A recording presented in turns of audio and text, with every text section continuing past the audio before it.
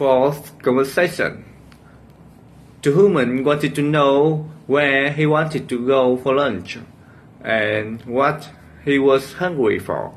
Then the man replied to her, he was hungry for anything.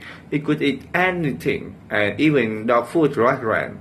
And then he started hurrying and going. Then the woman replied to him, they could go to the Chinese restaurant or the Japanese restaurant, which were both pretty close, and they could also go either to the steakhouse or Italian restaurant, and those was on State Street.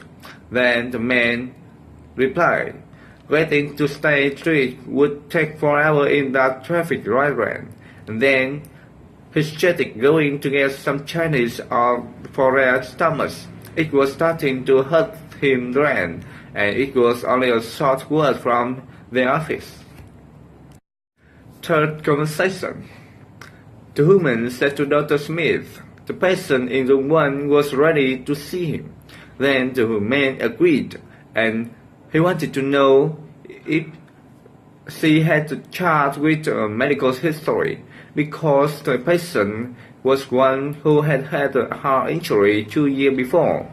Then the woman was surprised by that, because it was too bad that he had had his heart attack again, and she wanted to know if he had a good chance to recover fully, because the family was really worried about his health, and they were not positive that he could overcome that time.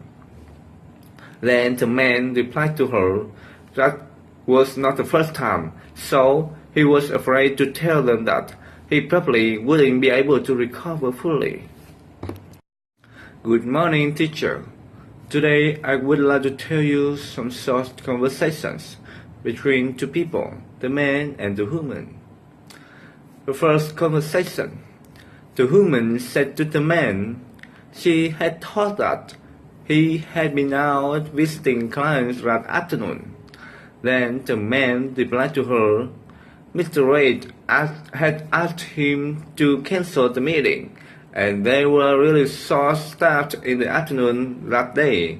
That was why he felt that they should hire more people, so that they were not heavily burdened with that work to finish. And then the man wanted to know the woman's opinion. Then the woman agreed. However, she commented that their company's sales had been going down and down. They couldn't afford to hire anymore. They were lucky that they were not one of those who had been laid off. Then the man agreed, and he was grateful for even just having a job those days. Finally, conversation. The man wanted to know if the new printer they had ordered had arrived yet. The woman agreed. It had arrived that day, and she hoped that one didn't break as soon as the warranty runs out like the last one.